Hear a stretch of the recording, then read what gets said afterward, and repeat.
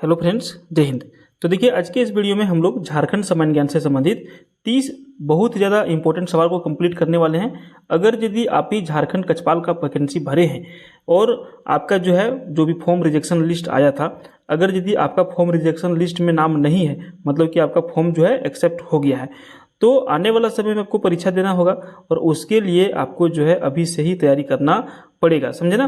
तो आज के इस वीडियो में हम लोग झारखंड सामान्य ज्ञान से संबंधित 30 इंपॉर्टेंट सवाल को कंप्लीट करेंगे, जो आपका झारखंड कचपाल के लिए इंपॉर्टेंट साबित हो सकते हैं। बिल्कुल बेसिक वाले सवाल हम लोग यहाँ पे कंप्लीट करने वाले हैं। वीडियो के अंत तक बने रहिएगा। चलिए हम लोग शुरू करते हैं। फर्स्ट सवाल से देखिए, आपका इतिहास से पहला सवाल पूछा जा रहा है, हिस्ट्री से है कि खरवार आंदोलन का नेतृत्व किसने किया था। खरवार आंदोलन का नाम आपने सुना होगा। इस खरवार आंदोलन का एक और नाम था जिसको आप सफाहोड़ आंदोलन के नाम से जानते हैं। किस नाम से जानते हैं? सफाहोड़ आंदोलन। ठीक है, खरवार आंदोलन कहिए या फिर सफाहोड़ आंदोलन कहिए। खरवार आंदोलन की जो शुरुआत हुई ये 1874 में हुआ था। कब हुआ था? 1874 ईस्वी में। और इसका जो नेतृत्व करने वाले जो व्यक्ति थे वो थे भागीरथी मांझी। ठीक है, भागीरथ मांझी या फिर भागीरथी मांझी, जो भी लिखा हुआ मिलेगा, दोनों सेम है। ठीक है, और इन्हीं के नेतृत्व में ये हुआ था। और ये जो आंदोलन था एक सामाजिक धार्मिक सुधार आंदोलन था। ठीक है, समाज से रिलेटेड ये आंदोलन शुरू किया गया था। इसमें 2-3 चीज़ आप लोग को ध्यान में रखना है। खरवार आंदोलन भागीरथ मांझी के द्वारा किया गया था शुरुआत 1874 ईस्वी में, और खरवार आंदोलन का ही दूसरा नाम सफाहोड़ आंदोलन है। समझ गए? और ये सामाजिक धार्मिक सुधार आंदोलन था। ये 2-3 पॉइंट आप लोग यहाँ पर याद रखिएगा। अगला सवाल आपका है, इनमें से कौन सा झारखंड में है? अब देखिए, 4 राष्ट्रीय उद्यान का नाम दिया गया है। बांदीपुर, बांधवगढ़, बेतला और भालुकपोंग राष्ट्रीय उद्यान। तो यहाँ पे सभी लोग कभी ना कभी तो बेतला राष्ट्रीय उद्यान का नाम तो सुने ही होंगे, है ना। बेतला राष्ट्रीय उद्यान झारखंड के लातेहार और पलामू जिला में स्थित है। ये झारखंड का एकमात्र नेशनल पार्क है, राष्ट्रीय उद्यान है। झारखंड का एकमात्र राष्ट्रीय उद्यान मतलब कि नेशनल पार्क है। कौन सा जिला में आपका स्थित है? तो लातेहार और पलामू जिला में बेतला राष्ट्रीय उद्यान बिल्कुल करेक्ट आंसर आपका हो जाएगा। 3 नंबर सवाल आपका है, शंख नदी का उद्गम स्थल वो कहाँ पर है? 3 नंबर का शंख नदी का उद्गम स्थल आपसे पूछा जा रहा है। शंख नदी झारखंड में बहती है। इसका उद्गम स्थल गुमला जिला है। ठीक है, शंख नदी का उद्गम स्थल झारखंड का गुमला जिला है। अच्छा, गुमला जिला में कहाँ पर है? तो गुमला जिला में चैनपुर प्रखंड, एक प्रखंड का नाम है जिसका नाम है चैनपुर। जो गुमला जिला के होंगे उनको तो पता होगा। तो चैनपुर प्रखंड में भी एक जगह का नाम है जिसका नाम है लुपुंग पाट। कैसे लिखा है? यहाँ पे हम लिख देते हैं लुपुंग पाट। ठीक है, लुपुंग पाट एक गांव है, यहीं से शंख नदी का उद्गम स्थल हुआ है गुमला जिला से। ठीक है, 4 नंबर सवाल देखिए, झारखंड विधानसभा में सदस्यों की कुल संख्या कितनी है? अब ये देखिए, आप कहेंगे कि सर बहुत ज़्यादा बेसिक सवाल पूछ दे रहे हैं। तो भाई होता क्या है ना कि जो इस तरह की जो परीक्षाएं होती है इसमें आपको झारखंड जीके का 50 सवाल पूछे जाएंगे। अब 50 सवाल तो तब पूछे नहीं जाएंगे, जेएसएससी के द्वारा जो क्वेश्चन सेट किया जाएगा, क्या किया जाएगा कि 50 का 50 सवाल तब पूछ दो, नहीं। कुछ सवाल बेसिक वाले, लगभग 10-12 सवाल बेसिक वाले सवाल रहते हैं। आपको आंसर ये सब चीज़ों का पता होना चाहिए, समझे। 4 नंबर सवाल में पूछ रहा है कि झारखंड विधानसभा में सदस्यों की कुल संख्या कितनी है? तो 81 आपको यहाँ पर आंसर कर देना है। वर्तमान में झारखंड विधानसभा में कुल सीटों की संख्या 81 है, जो सभी निर्वाचित होते हैं। पहले एक नामित एंग्लो इंडियन सदस्य को मिलाकर के 82 होता था, जिसे अब हटा दिया गया है। तो अभी वर्तमान में 81 आपको आंसर करना है। अगला सवाल है, मंडा पर्व का संबंध किस देवता से है? मंडा पर्व का जो संबंध है वो कौन सी देवता से संबंधित है? अब इसका आंसर आपको करना है ऑप्शन ए। ठीक है, झारखंड के पारंपरिक लोक पर्व है एक, मंडा पूजा जिसको कहा जाता है। और ये जो पर्व है ये भगवान शिव माने कि महादेव से संबंधित है और माता पार्वती से संबंधित है। ठीक है, इसमें श्रद्धालु अत्यंत कठिन व्रत का अनुष्ठान करते हैं। जैसे आप लोग बहुत सारा वीडियो देखे होंगे, आग पर चलने वाला, आग यहाँ पे जला रहता है और इसके ऊपर लोग इधर से उधर चल करके जाते हैं। आग पर चलने जैसा पर्व उसी को मंडा पर्व कहा जाता है। भगवान शिव और पार्वती को समर्पित है ये पर्व। ठीक है, 6 नंबर सवाल तो छोटा नहीं होगा, एक साथ में सारा ऑप्शन तो आएगा नहीं, फिर भी हम लोग चलिए एडजस्ट करते हैं 6 नंबर में, है ना। अब यहाँ पर देखिए सवाल है कि रामगढ़ राज्य के संबंध में कौन सा कथन असत्य है? कौन सा कथन ऐसा है जो असत्य है रामगढ़ राज्य के संबंध में। अब यहाँ पर देखिए इसमें क्या है, 4 ऑप्शन आपको दिया हुआ मिलेगा, ठीक है। चारों ऑप्शन को सबसे पहले हम लोग पढ़ना होगा और पढ़ने के बाद ही हम लोग इसमें डिसीजन ले पाएंगे कौन सा सही है और कौन सा गलत है। 6 नंबर, तो रामगढ़ राज्य के संबंध में आप तब आंसर दे पाएंगे जब रामगढ़ राज्य के बारे में पढ़े रहेंगे, ठीक ना। तो कभी भी अगर यदि आपको किसी पुस्तक में किसी आर्टिकल में लिखा हुआ मिल जाता है सब हिस्ट्री वाली चीज़ें, आप लोग पढ़ते रहिएगा। देखिए पहला पॉइंट में क्या लिखता है कि रामगढ़ राज्य की स्थापना बागदेव सिंह एवं अपने भाई सिंहदेव के साथ में मिलकर के किया था। बिल्कुल सही है भाई, ये जो है ना, ये रामगढ़ राज्य की जो स्थापना हुआ बागदेव सिंह ने अपने भाई सिंहदेव सिंह के साथ में मिल करके किया था। अब यहाँ पे हम लोग को असत्य छांटना, तो पहला तो सत्य हो गया, असत्य तो है नहीं। दूसरा है कि इन्होंने सिसिया को अपनी पहली राजधानी बनाया। बिल्कुल सही है, इन्होंने सिसिया को पहली अपनी राजधानी बनाया था। 3 नंबर पॉइंट में है कि बागदेव सिंह एवं सिंहदेव प्रारंभ में नागवंशी राजा की सेवा में थे। ये भी आपका सही है। अगला पॉइंट है कि नागवंशी राजा फनी मुकुट राय की हत्या बागदेव सिंह ने की थी। ये गलत है, ये बहुत दिनों का अंतर है। नागवंशी राजा फनी मुकुट राय की हत्या बागदेव सिंह ने की थी, ये पॉइंट आपका बिल्कुल गलत है। कैसे गलत है, तो ये जो कथन है ये पूरी तरह से गलत है, क्योंकि नागवंशी राजा फनी मुकुट राय आदि पुरुष, फनी मुकुट राय जो है उनको आदि पुरुष माना जाता था, जो पहली या फिर चौथी शताब्दी के आसपास में हुए थे। जबकि बागदेव सिंह ने 1368 ईस्वी माने कि 14वीं शताब्दी में रामगढ़ राज्य की स्थापना किया था। और इसमें से आप देखेंगे कि कहाँ पहली शताब्दी की बात हो रही है और कहाँ 14वीं शताब्दी की बात हो रही है। तो कैसे नागवंशी राजा फनी मुकुट राय की हत्या बागदेव सिंह करेंगे, है कि नहीं। ये पॉइंट आपका गलत है, ठीक है। तो ऑप्शन डी कर दीजिएगा। 7 नंबर सवाल देखिए, अब यहाँ पर भी हम लोगों को छांटना है कि निम्नलिखित में से कौन सा कथन सत्य है। अब यहाँ पर देखिए कथन सत्य है कि इसके बारे में दिया गया है, तो हम लोगों को तो उसको पहले पढ़ना पड़ेगा। तो चलिए हम लोग पढ़ते हैं, समझते हैं पॉइंट में क्या दिया हुआ है। अब यहाँ पर देखिए कौन सा कथन सत्य है में, अथर्ववेद काल में यहाँ के लोगों को व्रात्य कहा जाता था। अथर्ववेद में यहाँ के लोगों को जो है व्रात्य कहा जाता था। Point number 7, sorry question number 7, इसका आंसर क्या होगा। इसका आंसर होगा कि ये सही है, अथर्ववेद काल में यहाँ के लोगों को व्रात्य कहा जाता था। अब कौन सा कथन सत्य है, पहला तो सत्य निकल गया, दूसरा देखते हैं। इसे पुंड्र प्रदेश भी कहा जाता था भाई। अगला सवाल है, वैदिक साहित्य में प्रयोग किया जाने वाला असुर शब्द संभवतः यहाँ के जनजातियों के लिए प्रयुक्त हुआ था। बिल्कुल हुआ था। और अगला पॉइंट है उपयुक्त सभी, तो इसका आंसर हम लोग कर देंगे उपयुक्त सभी। सभी यहाँ के झारखंड से संबंधित बिल्कुल सत्य हैं, ठीक है। अगला सवाल देखिए 8 नंबर, बौद्ध स्थल दालमी जो धनबाद में है किस नदी के तट पर आपका स्थित है। 8 नंबर का आंसर करना है आपको। यहाँ पे एक तरह से कहिए तो गलत है ना, नहीं, यहाँ पर जो है ना स्वर्ण रेखा नदी इसका आंसर होना चाहिए, ठीक है। ऐतिहासिक मानभूमि जो है वर्तमान में जो धनबाद और पुरुलिया क्षेत्र है, इसमें स्थित सुप्रसिद्ध पुरातात्विक और बौद्ध स्थल डालमी स्वर्ण रेखा नदी के उत्तरी तट पर जो है स्थित है। यहाँ प्राचीन काल के बौद्ध और हिंदू धर्म से जुड़े कई मंदिरों के अवशेष भी प्राप्त किए जाते हैं। तो इसका आंसर ऑप्शन बी होना चाहिए, ठीक है। 8 नंबर का ऑप्शन बी स्वर्ण रेखा होना चाहिए। चलिए अगले सवाल की ओर हम लोग बढ़ते हैं। चलिए यहाँ पे हालांकि धनबाद भी दिया हुआ है ब्रैकेट में, तो इसके अनुसार से तो दामोदर होना चाहिए, लेकिन इसका आंसर स्वर्ण रेखा आप लोग करिएगा। किन्हीं को कन्फ्यूजन होगा तो कमेंट बॉक्स में आकर के कमेंट करिएगा, ठीक है। हालांकि इसका आंसर कर दी चेंजिंग के मामले में। 9 नंबर सवाल देखिए, 2011 की जनगणना के अंतिम रिपोर्ट 7 जनवरी 2014 को प्रकाशित हुआ था। इस नवीनतम आंकड़ों के आधार पर झारखंड की कुल जनसंख्या कितनी थी। 9 नंबर का आपको आंसर करना है।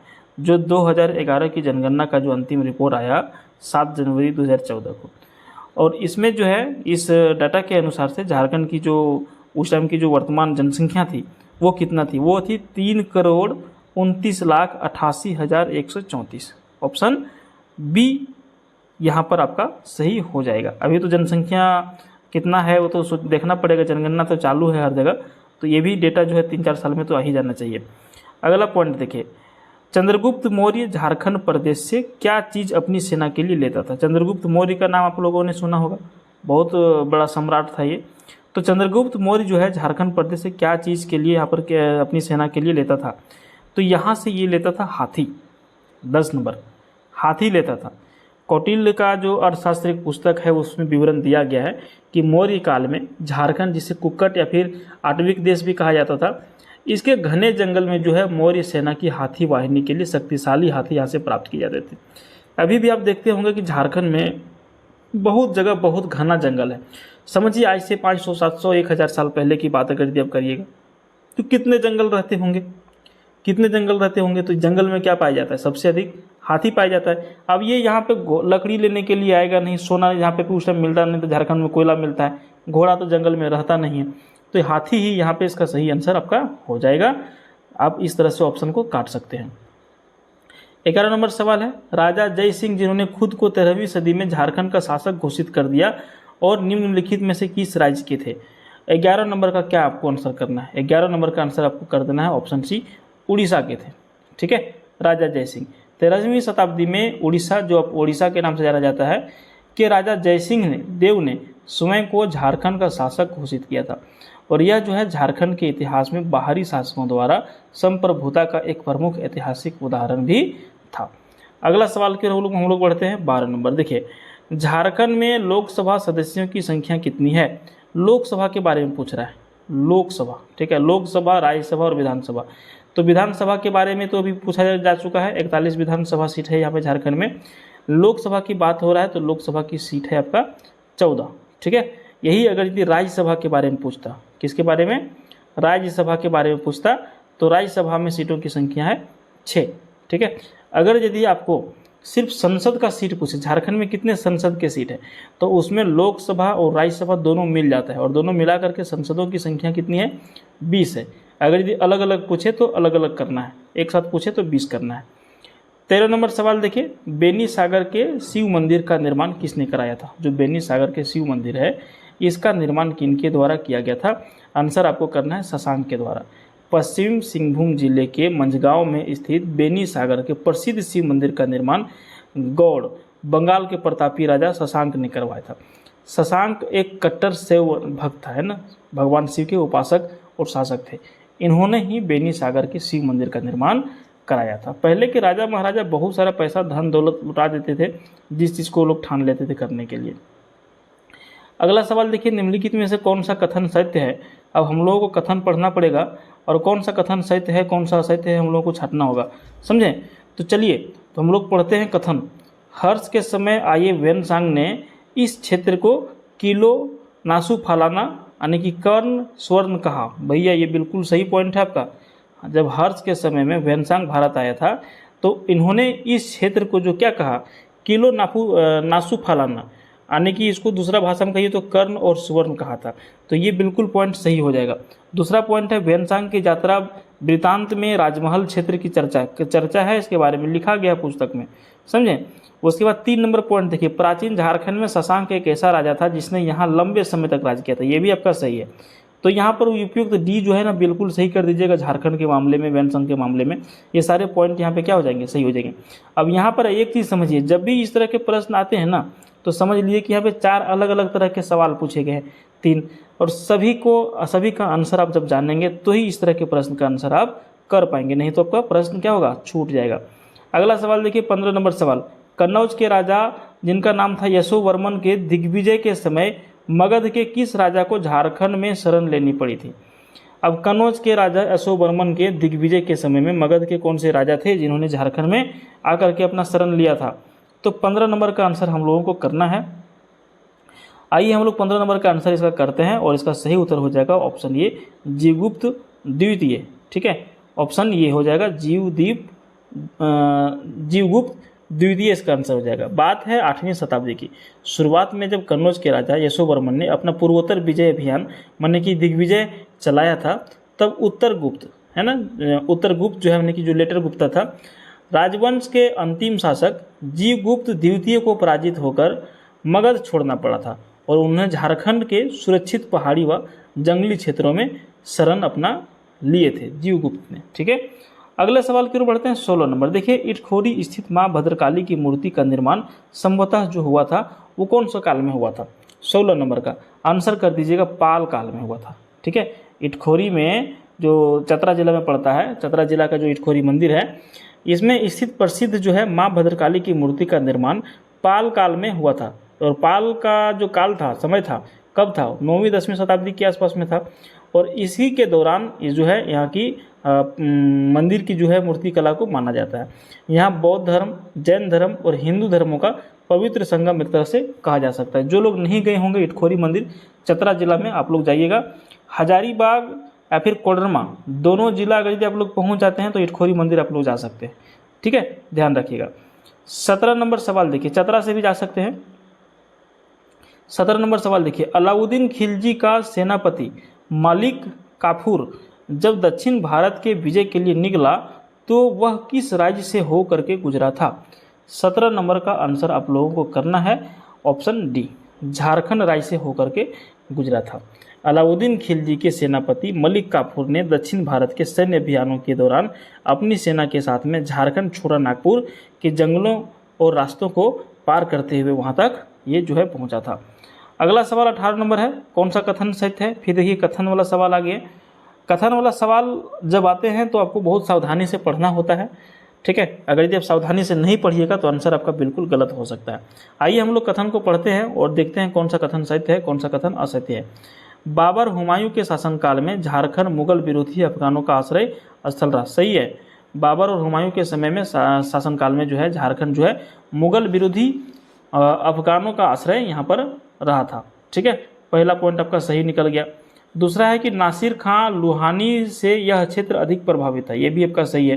तीसरा है कि शेर शाह ने मुगलों के विरुद्ध अपने संघर्ष में यहाँ के जंगलों का बहुलता के साथ में जो है उपयोग किया था, ये भी आपका सही है। तो उपयुक्त यहाँ पर सभी सही कर दीजिएगा इन सब मामलों में।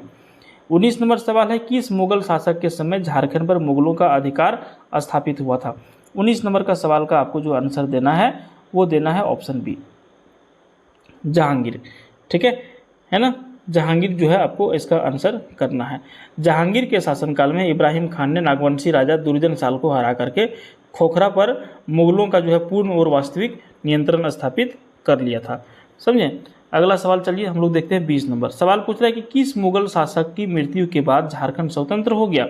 20 नंबर का आपको आंसर करना है औरंगजेब के समय। 1707 ईस्वी में शक्तिशाली मुगल बादशाह औरंगजेब की मृत्यु के बाद जो है मुगल साम्राज्य कमजोर हो गया, जिसे झारखंड के स्थानीय राजाओं जैसे नागवंशी और चेर राजा जो थे उन्होंने खुद को क्या किया, स्वतंत्र घोषित कर लिया, क्योंकि सारे पावरफुल लोग थे ना, सारे पावरफुल लोग थे, डरते बहुत कम थे। अगला सवाल देखिए 21 नंबर, निम्नलिखित में से किसके आक्रमणों के फलस्वरूप झारखंड पर से मुगल प्रभाव का अंत हो गया? अब 21 नंबर का आंसर जो हम लोगों को करना है वो करना है ऑप्शन ए, मराठा। 18वीं शताब्दी में मराठों विशेष करके नागपुर के भोसले जो शासक थे उनके द्वारा के लगातार आक्रमणों और लूटपाट के कारण जो है इस क्षेत्र से मुगल सत्ता और उनका प्रभाव जो है पूरी तरह से समाप्त हो गया। जंगल एरिया था, ज़्यादा फायदा यहाँ पे होता नहीं था, तो सभी लोग भाग गए यहाँ से। उसके बाद 22 नंबर सवाल देखिए, हुसैनाबाद एवं हैदरनगर की स्थापना किसने किया था? 22 नंबर का सही आंसर करना है ऑप्शन डी, हिदायत अली खां। ठीक है, पलामू संभाग में हुसैनाबाद और हैदरनगर कस्बों की स्थापना बिहार के तत्कालीन नायब नाजिम, जिनका नाम था हिदायत अली खां, इनके द्वारा किया गया था। समझे? क्योंकि हिदायत अली खां हुसैनाबाद और हैदरनगर का स्थापना किया था। ठीक है, कौन सा जिला में? पलामू जिला में। अगला सवाल की ओर हम लोग बढ़ते हैं। 23 नंबर सवाल है कि 1771 ईस्वी में दर्पनाथ शाह ने अंग्रेजों के साथ मित्रता कर ली और वह पटना के कौंसिल को कितने रुपये सालाना कर देने के लिए तैयार हो गया? 12,000, 36,000, 41,000 और 51,000। 23 नंबर उस टाइम की बात है, 1771, बहुत पुराना बात है ना। तो इसका आंसर देखिए हम लोग क्या करते हैं। 24 नंबर का आंसर हम लोग करेंगे ऑप्शन ये, 12,000 रुपये। छोटा नागपुर के नागवंशी राजा जिनका नाम था दर्पनाथ शाह 1771 ईस्वी में अंग्रेजों के कैप्टन कैमक के साथ हाथ मिलाया और ईस्ट इंडिया कंपनी की संप्रभुता स्वीकार कर लिया और वे पटना काउंसिल को सालाना 6,000 रुपये मालगुजारी और 6,000 रुपये नजराना आने की कुल 12,000 रुपये वार्षिक कर देने के लिए सहमत हो गए थे। ठीक है, 24 नंबर सवाल है कि झारखंड के किस जिले को भारत की अभ्रक राजधानी के नाम से जाना जाता है? तो झारखंड का कौन सा जिला इसका आंसर हो जाएगा? सभी लोगों को इसका आंसर पता होगा। 24 नंबर का आप लोग सभी लोग कोडरमा ही करेंगे, है ना।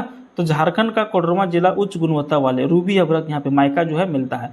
इसका विशाल भंडार है कोडरमा जिला में और उत्पादन बढ़िया होने के कारण दुनिया भर में ये जो है प्रसिद्ध है।